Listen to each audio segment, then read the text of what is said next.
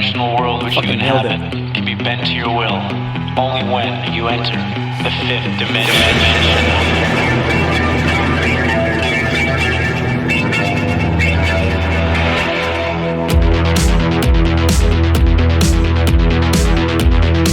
Welcome, members of the Galactic Federation of Time Travelers, all trillion of you out there. How you doing? My name is MISCHO. This is my counterpart, Alex Trinh, Trinception, the man with the plan.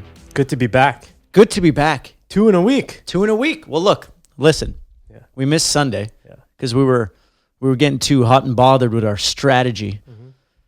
So we did it on Tuesday, right? Is that when we did it? Yeah. On Tuesday night. Very nice. Put it out the same night. The video came out the next day because YouTube took too long to load. And here we are again on Sunday. Back to basics. Yeah. Feels good. How you feeling? Great. I feel great, Joe. You know, it's Khabib is a tough guy, and to take advantage of Khabib was that boat that sailed. You know. So for those who don't get that, well said. Yeah. Well said. Did you listen to it? I only listened to a clip about the UFOs. We're talking about George St. Pierre on Joe Rogan. Yeah. And he fucking goes deep on the UFOs and ancient civilizations and all that stuff. The more that I see George St. Pierre on podcasts, the more I love him. Really? Absolutely. Okay. Cool. Why, you don't? Yeah. But I guess it goes back to that, right? Yeah. When you see people in their element in a live situation like this, that is when you fall in love with them. That's when you see what kind of people they are. Yeah. So fucking our whole strategy this morning of streaming, it's this podcast, man. That's how we see our personality. Absolutely. It's how we see how we react, and it's week to week basis. So what did they? Because I didn't. That's the only part I didn't listen of the podcast. So what did they talk about? Oh, just that. To quote the great Graham Hancock, humanity, or humans are a species with amnesia. Okay. Which means that there's probably a lot of forgotten knowledge that we have totally no awareness of. Yeah. So he's like the human Homo sapiens have been around, I think he said 300,000 years. I guess it's about that. Yeah. And only in the last 12,000 years has technology really started. But there seems to be artifacts and like, not buildings, but like huge pyramids and I don't know, ancient shit that dates older than that there's no way it could have been built with that brand new birth of technology stuff from 12,000 years ago. Yeah. So essentially what they're saying is like civilization must have crashed a few times. Makes sense. And restarted because there's shit that exists that can't be really explained. Yeah. That makes sense. Yeah. And who knows, how cool would that be? Because we were around, it took 300,000 years to get to a certain point. Did we not hit it maybe a few times earlier? For sure. And then restart? Yeah. Because that would explain a bunch of cool God stuff and all that cool shit. 100%. So like he was into it, and he like, don't quote me on this because I love that stuff, but I don't have a photographic memory. But George St. Pierre was very impressive in how many names he knew, how many places he knew, and he and Joe were having a nice relax. But that's it, man. It's cool. It's cool how that one piece of content hits like a million different demographics and things like that. Yeah. And then it can be cut up and discovered by many. So maybe going back to our initial talk this morning, because this morning, what Trinh and I do every Sunday is we talk philosophy and we talk business. He tells me about the projects he's working on. I tell him about the project I'm working on, which is always the same project. Mm-hmm. And we're working together now to combine his growth strategies to my product, which is my music. And we're just trying to figure out, like, it seems like my demographic of new listeners is like 15 to 20-year-olds. Young versions of myself and you, Trinh, who are kind of not really social outcasts in a bad way, but I would just think more intelligent than the average bear. Yeah. Which means they would seclude themselves. They'd learn an instrument. They'd be a little more antisocial, maybe play more video games, stuff like exactly how we were. And we're saying, does our podcast or this podcast, because we went on my YouTube channel to look at consistency, and it's like a lot of podcasts. It's like, are you even a musician, right? That's the question. Yeah. But last week, as soon as the podcast dropped and we were talking about record labels and how it works, and that one fan that we talk about often That's as what's it called? Patient Zero was like, thank you for that. That was really informative. And he's a 17-year-old kid from Chile. Great guitar player. Amazing guitar. Great producer, too. His name is Martin Lafferty, if you want to follow him. Absolutely. Because he's great. He does great covers. He's a great producer. He's got a great voice. I'm a big fan. But he was thankful for the information provided in the podcast. Yeah. And he loved our dynamic. But so I think if there were podcasts when we were younger, we would listen to them. Because I was listening to whatever That's true. I could. Yeah. Like maybe not you. You were always playing video games. I was more. No, but I was still listening, like watching the Eureka Chronicles. Arguably, that was our version of podcast. Exactly. Sports interviews. Interviews. Yeah, that's how we got an inside scoop on our favorite musicians or people. That's how we like them even more. Yeah, that's true. So even though the dividends of this podcast are not paying off literally now, I think they'll exist forever. Yeah. And people will be able to go see endless amounts of content about their favorite artist and favorite agent. Agent. Yeah. Well, that was a big hit. I got a lot of people. Well, that was funny. It was funny. And it was a demonstration of being live in the moment and that you couldn't have planned that. Yeah. And it is what it is. So yeah, this morning we were just discussing what the strategy was, and it started slow, right? Yeah. It's fine. It started. Yeah. No, it wasn't great. To me, it's part of the process. Well, yeah, it's part of the process. Yeah. It's like we started the puzzle this morning on the strategics of how we're going to make the MISCHO project work. And this morning felt like we had just started the puzzle and there were pieces everywhere. And we're starting to see, is this the right angle? Is this the corner? Is this? And it's like, oh no, fuck this. And then it's essentially like, what are we even doing? Yeah. Fuck this puzzle. I'm sure so many people feel that way, like every day. Yeah, because you want to figure out what the best way to do what you want to do is. And unless you get started and just start doing stuff and setting targets, you can just be rolling around, wasting your time. And then we reached a conclusion. I guess we just say it. The goal here with the music is to be heard by as many people as possible. Absolutely. And the rest is fucking details. Yeah. So what is the most efficient way to get that done, right? Because time is money and we want to be efficient. So like we were saying last week and the week before, not only are we going to hit 50 labels, we're going to hit 50 sync agencies. Because if the songs can be put in movies or video games or whatever the hell it is, I don't give a shit because I know that there's good vibes in that music. And the further the reach, the better it's going to be.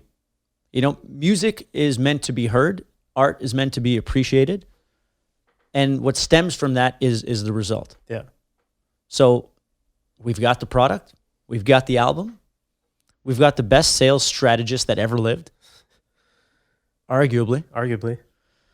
And we're going to do it. We're going to hit it. We're bringing on a new member on a trial run. Yes, sir. To Time Travel Entertainment. It's going to be good. And we learn. And we learn, but that's the best. That's the takeaway, really. It's like, set a date to get fucking started. And maybe that out of that whole streaming fucking video that we watched, that threw me the wrong way, was like, start date. Yeah. What's the start date? That's it. And the start date is tomorrow. It is tomorrow, fellow time travelers. Always. And we said that we were going to play you the pitch. We were going to play you the trailer. So are we going to play it now? Yeah, do it. You want to play it right now? Yeah, All right. Do it. Just do it. Okay, so this is what my team and I developed for the trailer of the new MISCHO album. So this is literally the first taste of the album that you're going to get.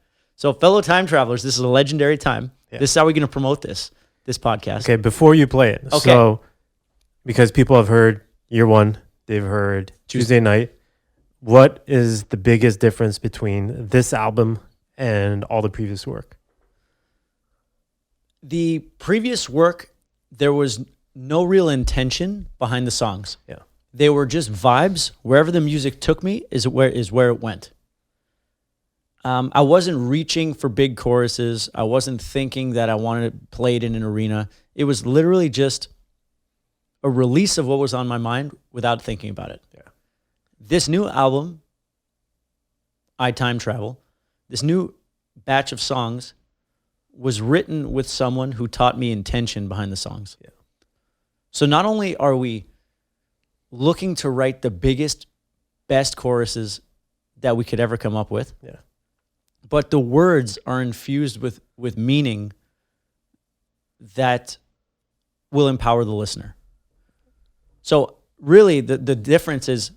That's a crazy story, because just before you go on, it's like you were taught these lessons, you wrote these songs with Pelican, who's now in the fifth dimension. Yes, it's rest like, in peace, the Pelican. It's like Obi-Wan Kenobi. It literally, Yeah. it's fucking crazy. Yeah, when I met the Pelican, he was introduced to me by his best friend, Yeah. who worked for Atlantic Records, Ryan Brady, who they passed away together in the car.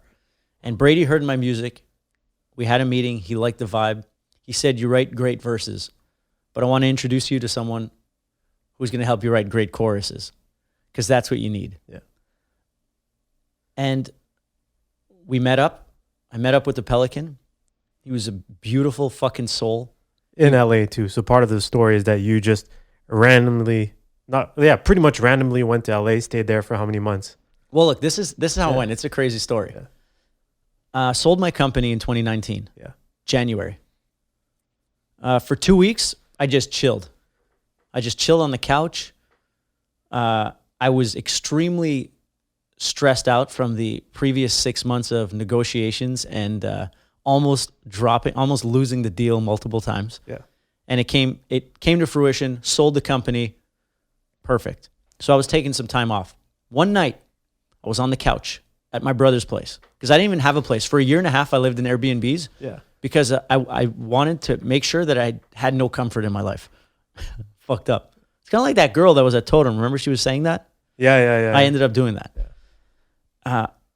And I was watching YouTube. It was a YouTube playlist, and Blink 182 Always was on TV. And I took a screenshot of it. And I said, "Name that song." And I posted on Instagram. And a friend of mine, Adam Sand, replied. Shout out. Shout out Adam Sand, the Adam Sand Show. He said, "Feeling this." And he was obviously bullshitting, because he is arguably a bigger Blink fan than I am. Yes. And I was like, "Shut the fuck up, man." And we started talking. And he said, what have you been up to these days?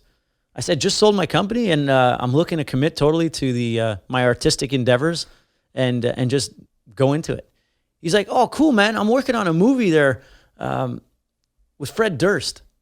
And, well, I might be working on the movie, but I have, like, my agent friend, John, is like trying to get me involved or something. But I think Fred is looking for an investor to license some music for his movie, The Fanatic." It's like, "Would you like to talk to John? Because maybe you can get a producer credit out of it or something." I didn't even know what a producer credit was. Yeah. But apparently it's good to have producer credits, because then you're on IMDb Yeah. and it means you've done something. Yeah. And you had just ended your journey of selling the business. So you're like, yeah, it was it was a journey that ended the business that I thought I was going to be in. Like when I was a kid, I thought I was just going to be in my whole life. Yeah.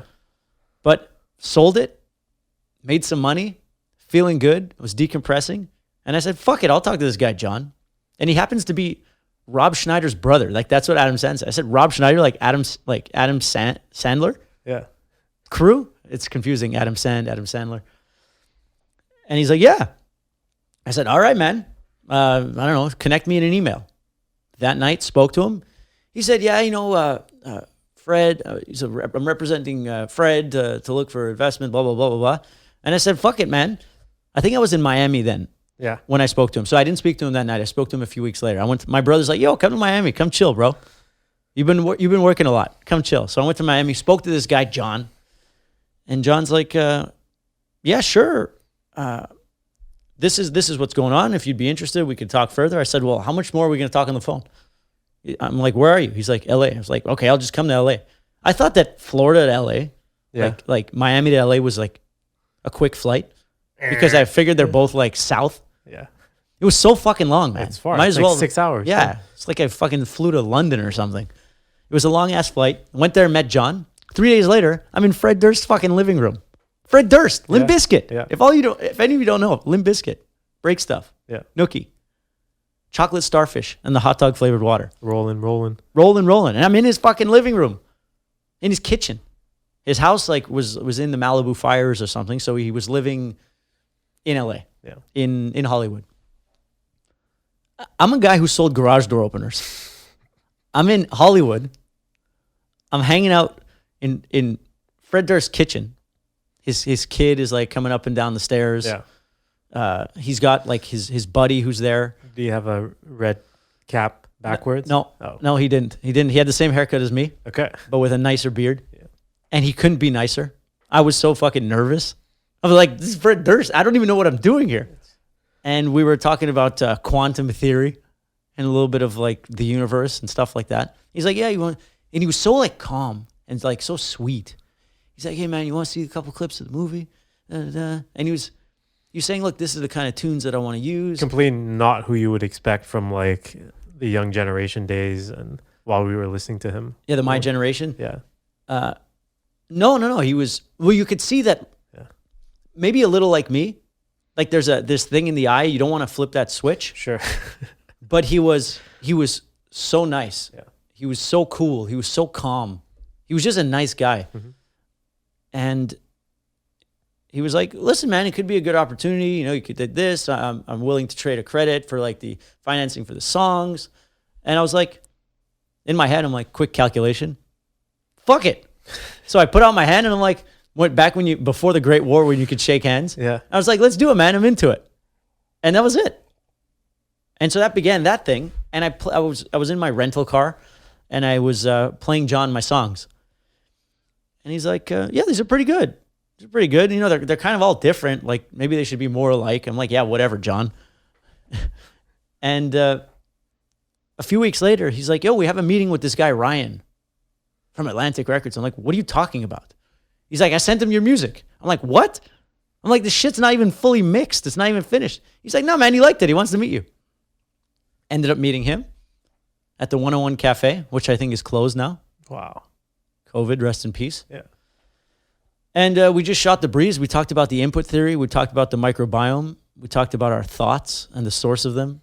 And he was into it. And he introduced you to Pelican. And he said, yeah, my good buddy, the Pelican, who's an awesome songwriter and producer, is going to be in town in a couple of weeks. If you're going to be here, I think you guys should link up and write some songs. And I said, sure. I just said, yeah. What was the first song you wrote with Pelican? Down for You. I think it was Down for You or Spaced Out. Wow. I think both the same day. That's crazy. The same hour. Yeah. And and that was the first time that I met someone where the goal was, let's write a song. And he's like, yeah, I listened to your catalog. It's great stuff. I think you need a song that goes like this. And that's what came out of it. Yeah. And I was like, okay, cool. So we just started riffing and I started playing a chord and then we were just like, always down for you. And that was just the hook at the end. So now it's a thing I do all the time. I just put the hook at the end of every fucking line. Yeah. Verse, chorus, bridge, who cares? Just repeat.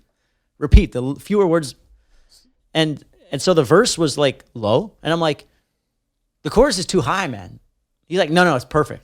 Because when you're live, you sing that low verse and then when you hit that fucking chorus, it blasts you right in the balls. And I was like, all right, let's do it. And so we wrote that song. We wrote Spaced Out. We wrote Magic. So he taught you essentially, or he said, let's write songs with the intentions of it being kind of like stadium songs. Exactly. He said, let's write songs that are built for the stadium. Let's build songs with choruses that will fucking resonate through people's souls. We would have these discussions, kind of podcast type discussions about life, about the input theory, about all these things. Yeah. And so he loved that was infused into the lyrics. But he showed me that I could reach further than I was reaching. Like I was in my comfort zone musically. Yeah. And he told me, like he taught me to push outside that because I had it in me. Yeah. And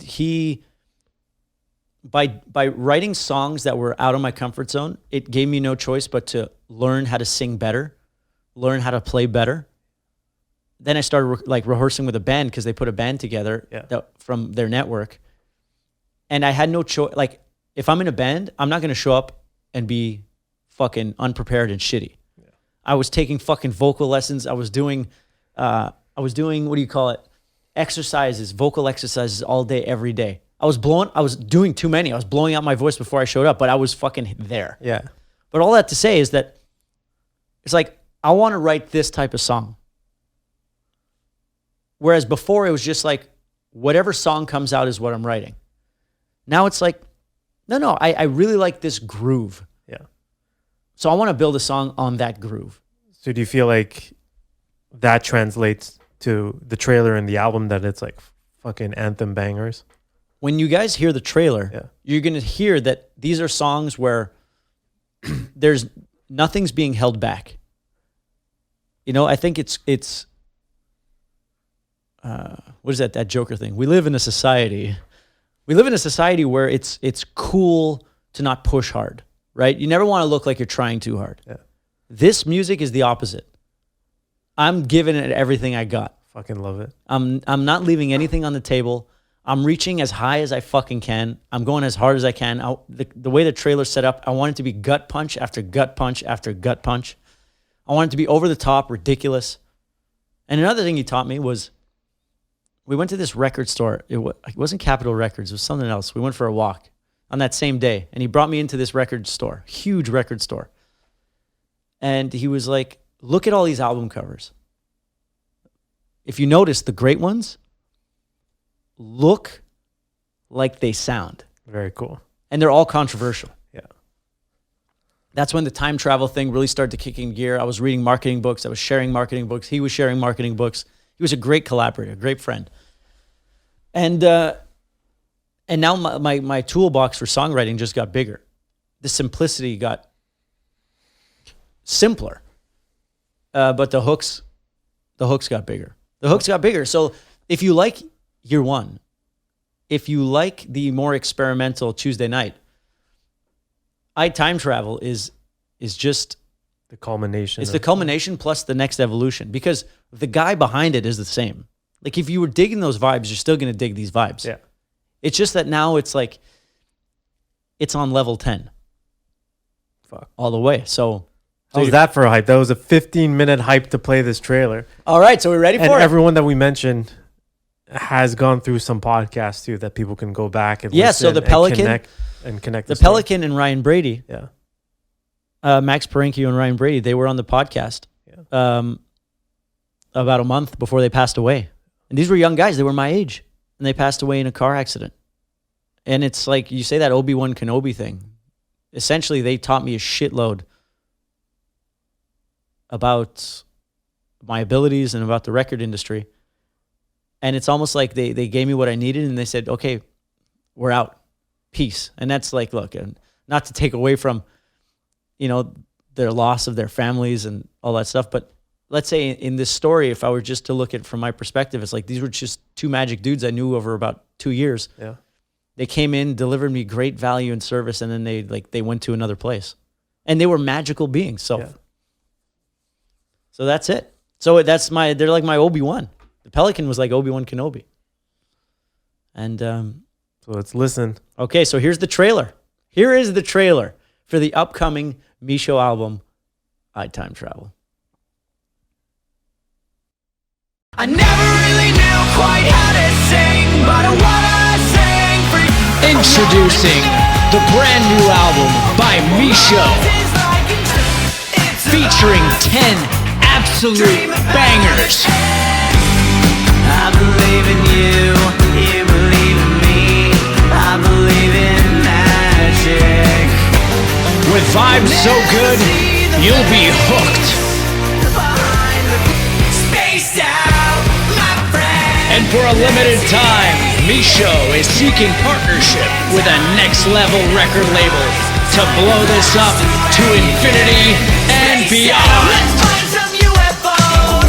Let's drive to Mexico and leave this world behind. Act now to not miss the opportunity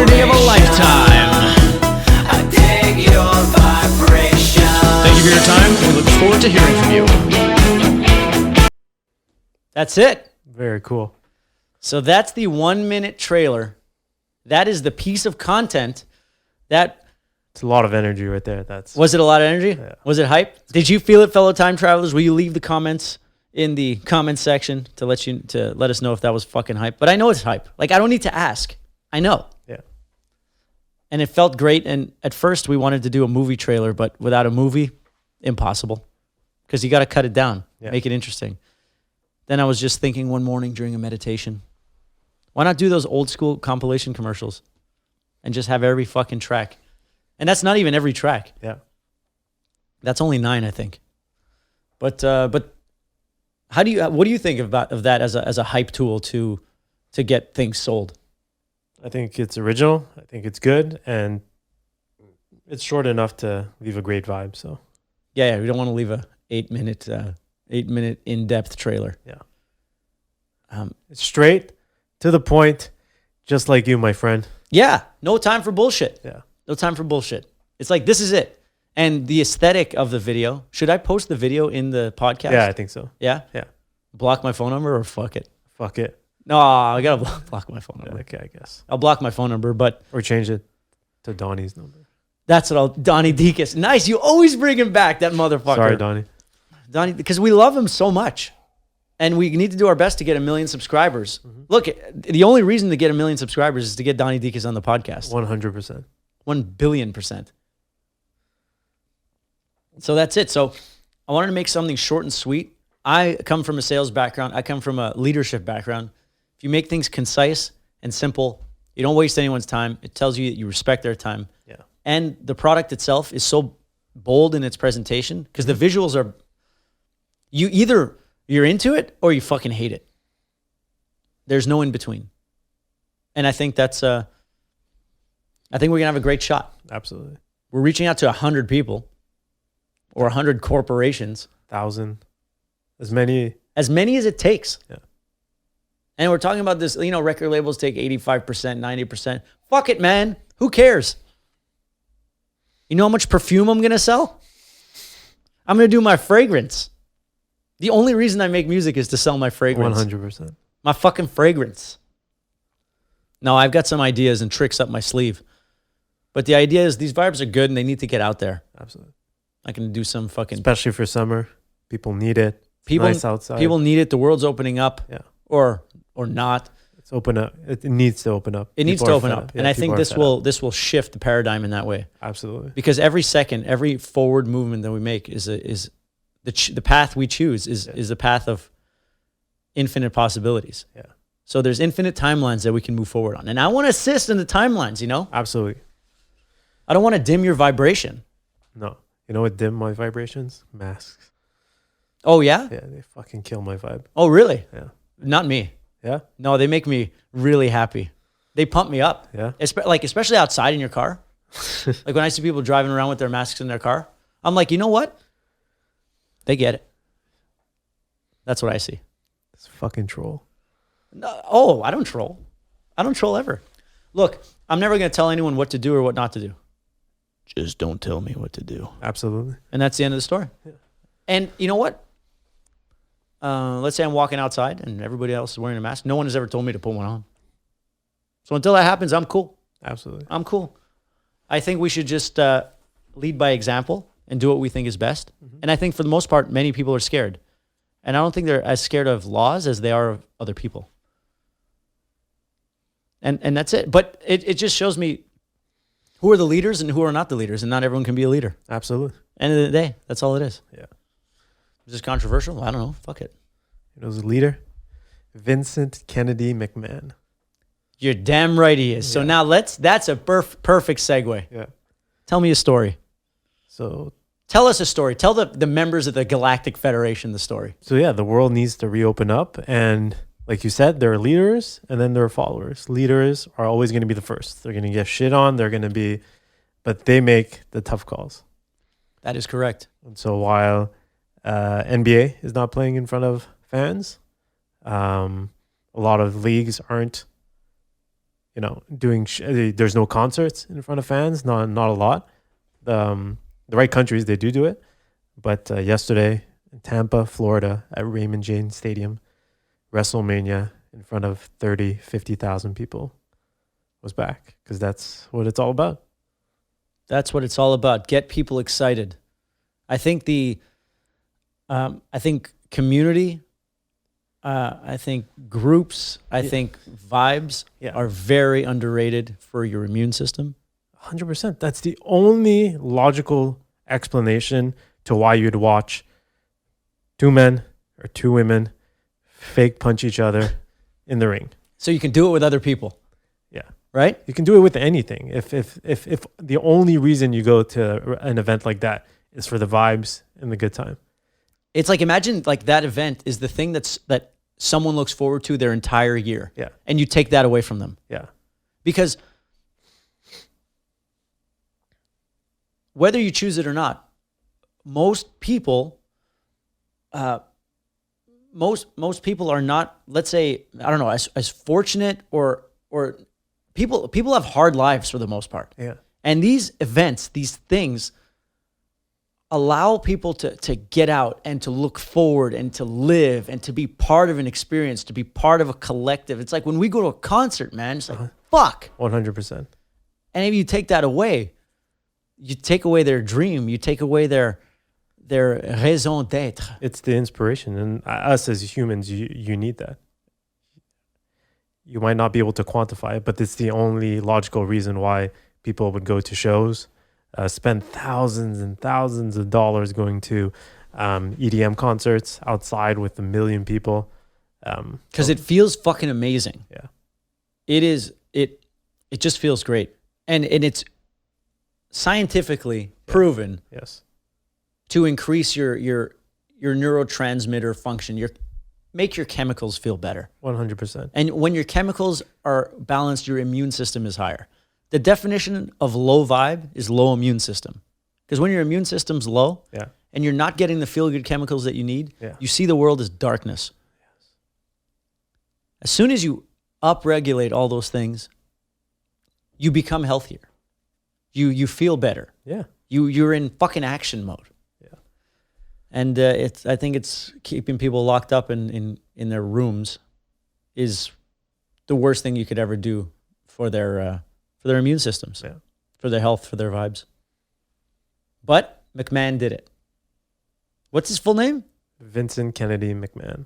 Vincent Kennedy McMahon? Like his middle name is Kennedy? Yeah. Like he could have been named Kennedy McMahon? I think so, yeah. That's so sick. And how's his family? Are they still involved? Yeah. Like his son and his daughter? Yeah, his son, who's 50 now, I think, jumped off a 30-foot cage yesterday. They're still doing it, and people are cheering it, and it's kind of impressive how like we get NFTs, but people that don't get NFTs, like just look at wrestling. It doesn't make sense. Why would you spend $1 on watching or buying anything? And he's built a huge cult on again, two people fake fighting each other. Yeah. Well, you know what? It's a story. It is a story. And you tune in every week. Yeah. And even if it's written, you never know what's going to happen. 100%. But it's live, and you're watching it with millions of people around the world, and you're part of that community, and you get on Twitter, and you see who's trolling, and then you check out the memes, and you see who's trolling, and you see what fucking great stuff came out, and you're surprised and shocked of how quick that meme came out when that word was said 2 minutes ago. Same reason why I watch Formula One. It's the same. It's the same thing. It's the same. To watch the people race, it's interesting. Yeah. I love it. Yeah. The strategy, but essentially the most exciting thing is not the race. The most exciting thing is the lead up, the drama. Who's fighting with who? Yeah. Who's going to get traded? Yeah. What's the story? It's the fucking story, man. Every time. Yeah. It's always the story. Always. And it's nice that the world is opening up. Because input theory, right, would create the reality. Yeah. The world's opening up. Regardless. Like Canada's a little slower, but Canada's slower at everything. It's just how it goes. And if we're unhappy? Yeah, you can blah, blah, blah. But we're in Canada. And if I want to move, I'll just move. Yeah. And I'm thinking about it. If things take too long, I want to go eat sushi out there with my brother and my friend Locke. 100%. If I can't do that, I'm not going to complain about it. Yeah. Because I'm not really a complainer. I usually just shit or get off the pot. And I don't know, man. Austin's looking mighty fine. Absolutely. And that's it. But at the end of the day, we can complain or we can do shit. And Vincent Kennedy McMahon ain't a complainer. A true leader is not a complainer. They're doers. Yeah. They make things happen. Elon left or is leaving because do you want to be a person of action or a person of talking? People who talk, they're for Twitter. Yeah. That's what Twitter's for. Because people who don't have the strength to fucking make it happen, they have to vocalize it somehow. Yeah. But the doers make it happen. Absolutely. The time travelers make it happen. Right? It's the only way. It's the only way. It's the only way. And talking about real stuff like this is the only way too. Can't just skate around talking safe stuff. If you want to build a relationship with people, you got to get to know who you are. And the greats are bold. Right? And the rest follow along. And that's it. And there's a flavor for everyone. There's a podcast for everyone. There's a musician for everyone. Yeah. I see a white space in music. Yeah. I don't see a lot of music people talking about this, right? So that's a white space, right? Fuck it. I'm a musician who sees it a little different. Perfect. Why would I just repeat what every other fucking musician says? There is a flavor for everyone. And there is a flavor for everyone. And if this is not your flavor, then that is perfectly fine. But imagine you could never really know your flavor because the artist you follow or listen to or the artists themselves never really says it. Yeah. And I think all the greatest artists or greatest personalities are always outspoken about their beliefs. That's true. That's what the greats are. They were always outspoken. Yeah. And the ones that you never hear about were not really outspoken. They really had nothing to say because they lived in fear. Yeah. So they just, did what other people did. They did the safe stuff. They were middle of the road. Made great livings, probably safer livings than the bold ones. Yeah. The bold ones don't reproduce as well because they crash and burn. Yeah. Even the cool, quiet ones always say bold statements, like Jim Carrey, Keanu Reeves. Yeah. Maybe they're not on the Kanye spectrum, but they still have their set of beliefs. And yeah. Absolutely. And they believe in him. And I believe that So you got to speaking of Keanu, you watched The Matrix twice. Yeah, I watched it Thursday and Friday. Okay. Not Matrix 1 and then 2. No, Matrix 1 twice. Thought process behind that. Well, I watched it Thursday night. Yeah. Half watch. Okay. I was kind of scrolling. And Juliet 5D, Yeah. she came over on Friday night. And I said, it was Wednesday and Thursday I did it. Got it. Doesn't change the story at all. Sorry for wasting your fucking time. But she came over Thursday and I'm like, have you ever seen The Matrix? She said, not since like 2005 or anything. I said, time to watch The Matrix. And I said, we can watch it together, fully immersed. Because when I'm watching a movie alone, Yeah. I fuck around. Yeah. When I'm watching a movie with a person, it's like a competition of focus because I'm a competitive guy. That is true. You know what I mean? Yeah. And it's like someone's not focusing. I'm like, hey, focus. I want you to see what I'm seeing. We ordered some good food. It was her birthday, and we watched The Matrix. And man, does it slap! It's so on point. The visualization of the human condition is so beautifully portrayed in a way that is multi-spectrum, multi-dimensional. Let me explain. Okay. If you have absolutely no capacity for depth, which is totally cool, totally fine, and you like entertainment, that's the movie for you. Okay. If you see deep, if you ask questions, if you're questioning your reality, that's the movie for you. If you're into conspiracy theories, if you're into alternative ways of thinking, if you're, 2 and 3 are kind of the same, but if you're into that, The Matrix is fucking for you. And it's a metaphor on a metaphor on a metaphor, but also can be taken as fucking literal as well. Okay, so on that note, let's say we loop back to how you wrote the album with intentions, okay? Yeah. And we can ask them, but probably not anymore. Do you think they were like, okay, we want to educate people on how we think the world works? And do you think they looked at like, okay, should we make a book? Should we do this? Should we do this? Or, wow, let's make art and the people that get it will get it. And if not, it's a great movie. So do I think that was their intention? Yeah. Yeah, I think so. Yeah. I think that could have been their only intention. Yeah. Because if it was too literal, it would be like a shitty sci-fi movie that you see. I always check on Apple TV like for sci-fi, and it's like they're just too literal. Yeah. because to me, it's the perfect combination of philosophy and entertainment. Yeah. And you put 10 people in a room, 10 people will have a different takeaway. Yeah. And I guess that's how I compare it to the album that I'm doing. I'm not yet gonna compare it to The Matrix, but if you like good songs, you're gonna like the album. And if you find something a little deeper, if that's in you to like, seek a little further, then there's something there for you too. Because I think that's great art. Like I can never be the kind of guy to start a YouTube channel to tell people how to do a specific thing. No. Yeah. Because I'm with a frame of mind that we're such like a naive and young civilization that we don't know anything. Mm-hmm. So even if it's like the current information that's accurate today, at some point it's not going to be accurate. So I don't want to do that. If I want to do something, I want it to live forever. Yeah. Like The Matrix. Like The Matrix. And The Matrix essentially is, what does Morpheus say? The very people we're trying to help will be the ones who will fight you the hardest because they're so tied to the Matrix. Yeah. And they're not ready to see outside of it. They're not ready to comprehend it. So you just got to do your thing, not let them dissuade you, and just keep going. It's tough, huh? You know what? It's not that tough for me anymore. Okay. I think it's tough if you're new. Yeah. If you're new to the game. But I've been living in this thing where most of the logical counterparts make no sense. Like I don't make sense to them. Yeah. Because I guess as an artistic guy or someone who's missing brain cells or something, I see what other people don't see. And I don't explain it to people anymore. That's why I make art. That's why I'm not like Very cool. selling health books, It's true. Because I can, the reason, I always speak in metaphor is because it's metaphor that's semi-literal. Like The Matrix, are they telling the truth?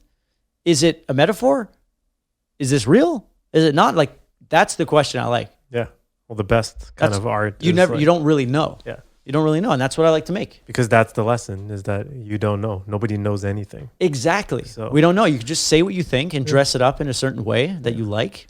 So like, that's why it's the best. It's if you're in the middle, and it's just like Inception, right? That's why I love it so much. Because was it a dream? Was it not a dream? You never know. You'll never fucking know. You don't know. Yeah. And it leaves it open. It leaves the conversation open. Yeah. It's good for the comment algorithms. Yeah. That's why my dumbass TikToks do well. This week actually was really poor results compared to I think last week in 1 hour I had more views than in this whole week. Hey, learning experience. Yeah, it is what it is. But essentially in that, it's like you don't know if what I'm saying is like, do I believe it? Is it the truth? Is this real? And then there's some people who comment and they're like, some people get it. They fucking get it. Yeah. At least they get what I'm trying to say. Yeah.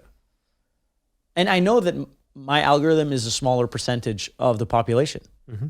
Not because I'm better, just because it's like, it's just, there are less first movers than repeaters. That's just the way it goes. Always. It's the 80-20 rule, the Pareto principle. Look it up, my friends, members of the Federation. But yeah, The Matrix. I was going to say, you got to watch it. When's the last time you watched it? Say 2 years ago. Okay. Yeah. How did it hit? Actually, no, less than 2 years. A year ago. Yeah, it was amazing. And you were talking to me about like the people that essentially we want to help. Yeah. Are the biggest detractors. And you said it's tough. It is tough, but I like I said, I've distanced myself and I live in my own world. Mm-hmm. Is it tough for you? Do you experience that? No, I think it's not so tough with the people. It's more just no matter what position you are, it's just tough to recalibrate it. Sometimes even if it's on, you're going on a super high growth path, it's gonna be tough no matter what, I think. When you're dealing with others? Yeah. Okay. Yeah. Because and not only others, there's just like The Matrix, part of the movie. When you think you got figured out, something always comes about. There's always another obstacle that comes along. Exactly. That changes the game. Completely. Always. That's why I can never say with utmost confidence what something is. Mm-hmm. That's why I couldn't spend my time doing something like that. Yeah. But essentially what I do is what I know up till now, but mixed into a story that can be digestible by a variety of different people. Yeah. That's sweet. It's the good stuff. Yeah. So yeah, the Matrix. The Matrix is. There's so many different lessons and how you can interpret that. One of the lessons I learned from the Matrix is, look, you can download all the data and how they segue is pretty fucking sick. It's like, look, you can download all the karate moves, blah, blah, blah.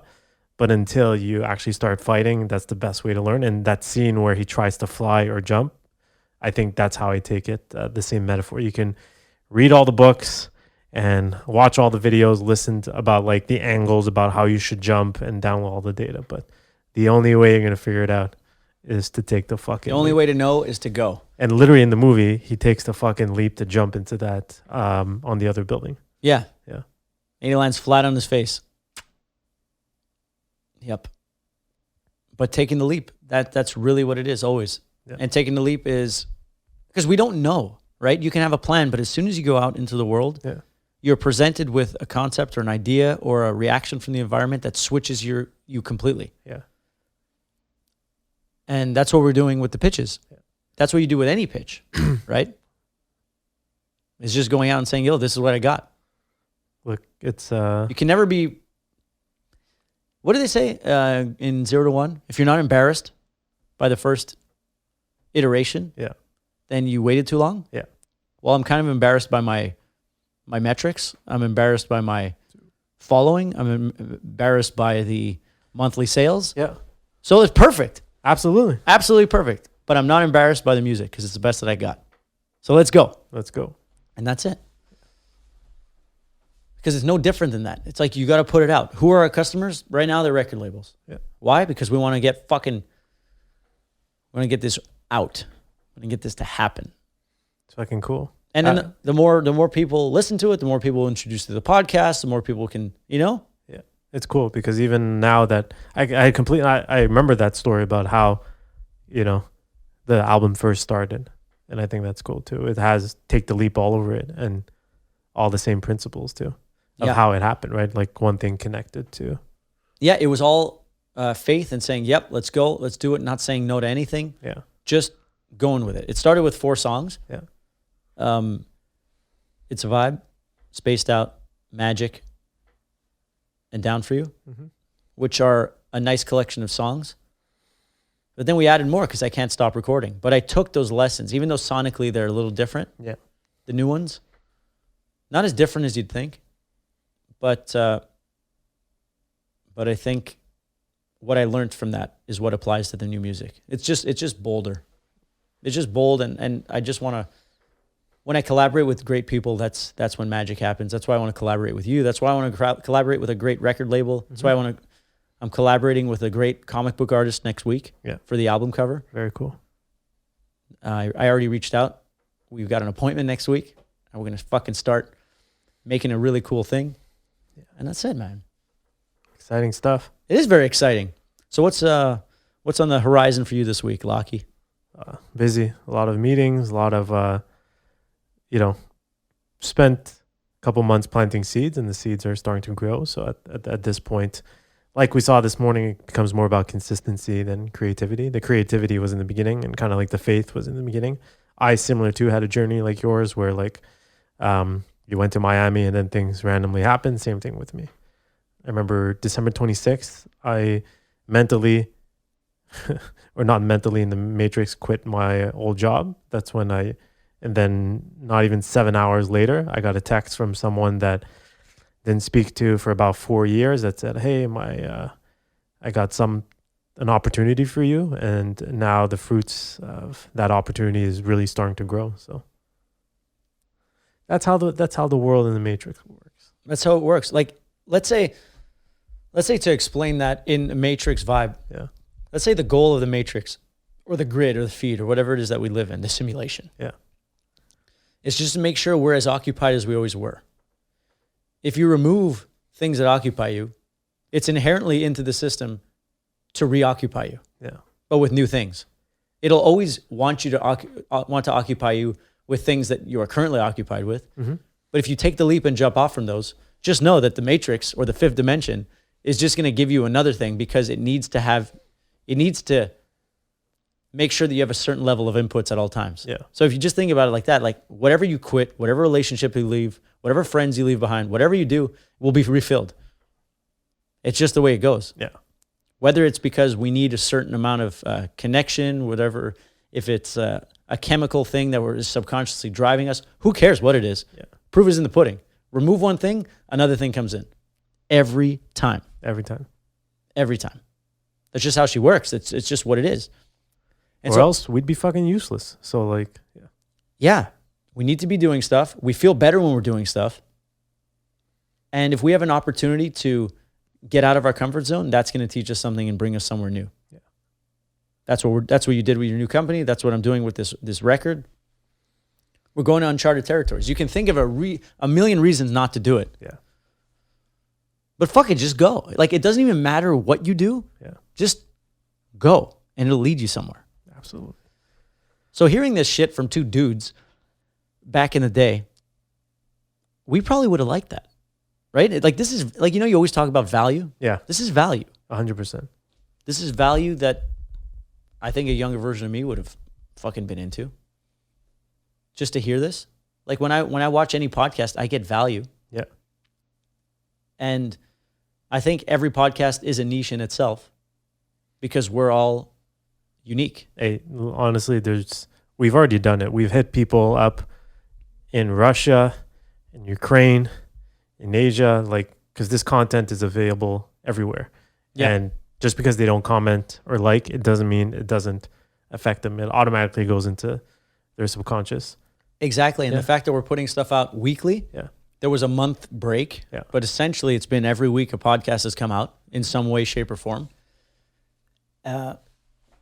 That is jam full of information that is not the average topic of discussion. Mm-hmm. In my life, it is the average topic of discussion. But anytime I have a conversation with someone and we talk about this stuff, they say, man, it's so nice to talk about this stuff. I never have the opportunity to talk about this. That is true. And this is all I talk about. So I might as well put it out. Yeah. Because if I talk to just anyone and we start talking about deep stuff, they thank me for it. I thank them because it's mutually beneficial. Might as well put those third-party vibes out. And that's input theory as well. Yeah. And so it's just building. It's just the beginning. The show will evolve. Things will evolve. But I think just talking about real stuff, there's tremendous value in that. 100%. Because the world is a very safe place. Everyone says what they think is going to hit the algorithm. Everyone says what they think is going to improve their likability or social rank. Yeah. Fuck it. People just want to hear the real stuff. They just want to hear GSP talk about fucking aliens. Right? And that's it, Olak. So, this was a great episode. Yeah. I think we had a good time. Happy to do it. It's so nice that no matter what we're talking about before, as soon as we get on the podcast, it's like a new energy emerges. Always. Because it's this live, is it like a live accountable thing that happens where it's like we're in a different gear? We're kind of in performance mode, Yeah. Always. Yeah. Like it turns it to a new level. We have quite a bit of practice on that, so. I guess we do, but it's like, it's the only place I'd like. Yeah. The rest of it where you think about what could happen if you're having a conversation, fuck that, it's a waste of time. Yeah. Just do it. So, when's Nike going to be a endorser? It's not for me to put it out in the universe. It's for up me? to you. Yeah. Oh, when? Yeah. 2022. Perfect. Fuck yeah. Fuck it. I said bulletproof 2023, but why not? Because you were saying those artists, like one of them just got signed by Adidas. Yes. It's like, forget getting signed by a record label. Let's get signed by a fucking clothing company. Let's get signed by Yeezy. You know what I mean? Absolutely. Just think weird. Think weird. Just say it. You never know. You never know. And if we're consistent, we put it out. Every piece of content is, what do you call it? Is a lottery ticket, right? Juliet 5D is currently cutting up clips. Yeah. We're going to keep posting those clips. Might do a clips channel. Like, is it going to hurt? No. Right? Like, there's a clip channel on YouTube, but is it going to hurt to put a clips channel on TikTok, like a separate channel? No. It's definitely not going to hurt. No. Even if they call me what, poor man's Joe Rogan. Really? Yeah. Well, I got that once. Oh, I've Out never of about seen 200,000 views on those videos, I got one Yeah, you take those more personally than I do. Yeah. I created a burner account to fuck with those. Did you? Yeah. You motherfucker. Yeah. I can't stand them. So it's my It's your character flaw? no, it's not a flaw. I fucking enjoy it. Okay. Yeah, you enjoy the fight back. Yeah. Yeah. There's one thing that's in war, which going back to ancient civilizations, you fight. So Yeah. now you fight digitally, whether that's a smart fight or not, probably not. But yeah. Yeah, because input theory tells me it's not a good fight. Yeah. 100%. It tells me it's a useless fight. Like my net benefit after is going to decrease. So I rather not answer or tell someone something positive so that they feel worse about themselves. Mm-hmm. Rather than insulting them, I just because normally when I do write back, they're like, "Oh, you know what, man, you're okay." That's true. No. Like I rather do that. But you never insult people back. Like the way you write back is perfect. Yeah. Because it's just not my thing. You're more of a warrior. It's just what it is. That's it. All right. Members of the Galactic Federation of Time Travelers, the trillions of you out there in the universe, in the multiverse, it's been an absolute slice on this Sunday. I hope you get great Sunday vibes. I hope you're soaking in the beautiful weather. Hope you're seeing your friends and family. And Trin and myself will see you next Sunday. Have yourselves a good one. And here's a little tidbit of Spaced Out. Is that your outro song now? Yeah, I guess so.